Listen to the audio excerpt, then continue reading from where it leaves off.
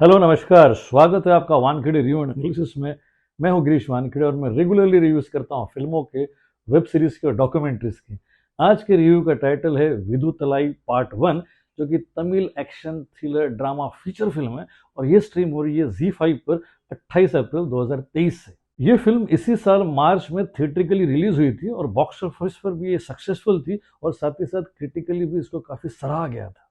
इसको डायरेक्ट किया है वेत्री मारन ने, जो अपने सोशियो पॉलिटिकल फिल्मों के लिए जाने जाते हैं और इसी के कारण उनका नाम पा रंजीत और मारी सलवाराज की श्रेणी में लिया जाता है। ये तीनों फिल्म मेकर्स उन दलित आवाज़ों को मुखर करते हैं जो रोज़मर्रा की जिंदगी की भागदौड़ में कहीं न कहीं दब के रह जाती है। वेत्री मारन का नाम इस लीग में काफ़ी प्रभावशाली रहा है और उनकी फिल्मोग्राफी भी काफ़ी इंप्रेसिव है। इनकी पहली फिल्म थी 2007 की पुलावधन धनुष के साथ, जो सुपरहिट थी। फिर थी 2011 की आदु कालम, जिसने 6 नेशनल अवार्ड जीते थे। 2016 में इन्होंने वसरनाई डायरेक्ट की थी, जो इंडिया की ऑस्कर्स की ऑफिशियल एंट्री थी। 2019 की इनकी असुरन तो कमर्शियल सक्सेस होने के साथ साथ तेलुगु में भी रीमेक की गई थी और वो दलित विद्रोह की एक प्रतिनिधि फिल्म समझी जाती है। फिर 2020 में नेटफ्लिक्स पर एक एंथोलॉजी फिल्म आई थी जिसमें 4 शॉर्ट स्टोरीज थी। इसमें एक थी वेत्री मारन ने डायरेक्ट की हुई ऊर इराऊ, जिसमें प्रकाश राज और साई पल्लवी थे, और वो इस एंथोलॉजी की सबसे डिस्टर्बिंग ऑनर किलिंग पर बनी हुई शॉर्ट फिल्म थी।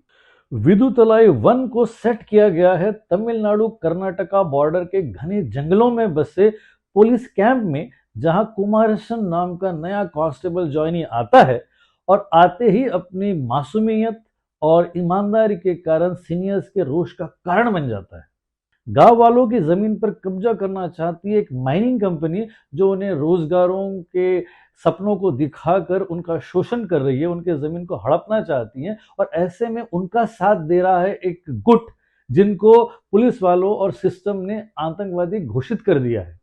गांव वालों के ग्रुप के प्रतिनिधित्व करने वाले गुट का नाम है मक्कल पदाई, और इसका जो सर्वे सर्वा है उसका नाम है पेरुमल। और उस पेरुमल को पकड़ने के पीछे सारा पुलिस फोर्स लगा है, सारी सिस्टम लगी है। और ये जो पेरुमल है, ये हिंसा का बदला ले रहा है पुलिस से, जो उन्होंने गांव वालों पर किया है। ये सारी पुलिस यंत्रणा और सिस्टम इस पेरुमल को पकड़ने की कोशिश में लगा हुआ है। और ऐसे में जो नया कांस्टेबल है, ये इस गांव की एक आदिवासी लड़की के इश्क में गिरफ्त हो जाता है।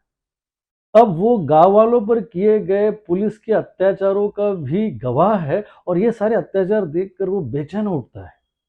ऐसे में इन पुलिस वालों के साथ टेररिस्ट की एक मुठभेड़ हो जाती है और ऐसे में कई पुलिस वाले मारे जाते हैं और पुलिस वाले गांव के सारे लोगों को पकड़कर पुलिस स्टेशन में ले आते हैं। इन पकड़कर लाए हुए गांव वालों में वो महिला भी है जिस महिला के साथ इस कांस्टेबल का इश्क है, और इन सारी महिलाओं को एक अलग कमरे में बंद करके नग्न कर दिया जाता है। इन महिलाओं में इस कांस्टेबल की प्रेमिका होने के कारण वो एकदम विचलित हो जाता है और ऐसे में वो सारी कोशिशें करता है जिससे कि किसी तरीके से वो इन महिलाओं को छुड़ा सके। वो अपने सीनियर्स के पास जाकर गिड़गिड़ाता है, लेकिन जब उसकी सारी कोशिशें नाकामयाब हो जाती है, तब वो तय कर लेता है कि वो अकेला ही पुलिस दस्ते को लेकर इस पेरुमल को खोज कर ले आएगा और अपनी प्रेमिका को छुड़ा लेगा। ऐसे में आनंद फानन में उसको एक पुलिस का दस्ता दे दिया जाता है और ये कांस्टेबल अपने रोष में और अपने प्रेमिका को छुड़ाने के पीछे की मकसद को लेकर किसी भी तरीके से इस दस्ते को लेकर गांव में उस उग्रवादी को पकड़ने के लिए घुस जाता है। और वो जब घुस जाता है तो किसी तरीके से पेरुमल को घेरने में भी सफल हो जाता है और इससे से पता चलता है कि प्यार की अभिव्यक्ति आपको किस हद तक ले जा सकती है। अब उसे घेरने के बाद क्या वो उसे पकड़ने में सफल होगा, इस प्रश्न का उत्तर देगी ये 2.5 घंटे की फिल्म, जो आपको विचलित भी कर देगी और साथ ही साथ आपके रोंगटे खड़े कर देगी। मैं आपको इस फिल्म को देखने के कम से कम 5 कारण दे सकता हूँ। सबसे पहला कारण है डिटेलिंग। गांव में दलितों की समस्या, महिलाओं का शोषण, पुलिस की ज्यादती और घने जंगलों के बीच में पुलिस का कैंप और उनकी शॉर्टकमिंग्स, ये सारे ही मुद्दे टॉपिकल है। और शूटिंग की डिटेल अमेजिंग है। ओपनिंग शॉट में जो ट्रेन का एक्सीडेंट दिखाया गया है वो सिंगल शॉट है और उस शॉट को देखकर ही आप बता सकते हो कि वेत्री मारन क्यों वेत्री मारन है। दूसरा कारण है करेज। दलित पात्रों के संघर्षों की कहानी कहने में हिम्मत लगती है। रजनीकांत और धनुष के साथ तो इन कहानियों में प्रभाव आता ही है, लेकिन इनके बिना भी प्रभाव लाने में वेत्रीमारन सक्षम रहे हैं और उन्होंने ये मशाल जलती रखी है। पुलिस की अमानवीयता और दलितों की बेबसी बड़ी ही बेबाकी से इस फिल्म के जरिए आपके सामने आ जाती है। तीसरा कारण है सिनेमाटोग्राफी। इस फिल्म की सिनेमाटोग्राफी आपको हतप्रभ कर देगी। एरियल शॉट्स, गली कूचों के बीच में हैंड हेल्ड कैमरा और उसके बाद उस घने जंगलों के बीच के शॉट्स और फिर रोमांटिक गानों के वक्त के स्लो मोशन में लिए हुए बड़े ही क्लोज टाइट शॉट्स, मतलब इतनी खूबसूरत है सिनेमाटोग्राफी कि जो सिनेमाटोग्राफर है आर वेलराज, ये आपको जादूगर लगेंगे। चौथा कारण है म्यूजिक। इलियाराजा लीजेंड है और वो क्यों लीजेंड है वो इस फिल्म से आपको फिर समझ में आ जाता है। इतनी हिंसक कहानी के बीच में प्रणय के दृश्यों के बीच का मधुर संगीत आपको भाव विभोर कर देगा और वो आपको किसी ठंडे हवा के झोंके की मानिंद लगेगा। पांचवा कारण है परफॉर्मेंसेस।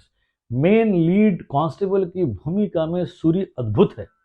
उसकी वल्नरेबिलिटी, इनोसेंस और विगर बस दिखते ही बनता है। विजय सेतुपति छोटे से रोल में लेकिन प्रभावशाली है और भैरवी श्री फीमेल प्रोटैगनिस्ट के किरदार में सुपरलेटिव है। इन 5 कारणों के अलावा मैं आपको बता दूं कि डायरेक्टर वेत्रीमारन बालू महिंद्रा के प्रोटीजी है और वो आज के दलित वॉइसेस में एक बड़ा ही महत्वपूर्ण नाम है। सोशियो पॉलिटिकल इश्यूज को अपने टेक्निक और स्किल सेट के बल पर बड़े पर्दे पर उतारने का हुनर रखने वाले वेत्रीमारन ने वेदुतलाई 1 के साथ ही एक नए आयाम को छू लिया है। यह ऐसा सिनेमा है जो सिस्टम के दोगलेपन और गरीब गांव वालों की व्यथा को उजागर करता है। यह सिनेमा आपको इतना विचलित कर देता है कि अपने आप ही अपने निष्क्रियता पे आपको एक प्रश्न चिन्ह लगता हुआ नजर आता है। यही ये फिल्म चाहती भी है। Go for it.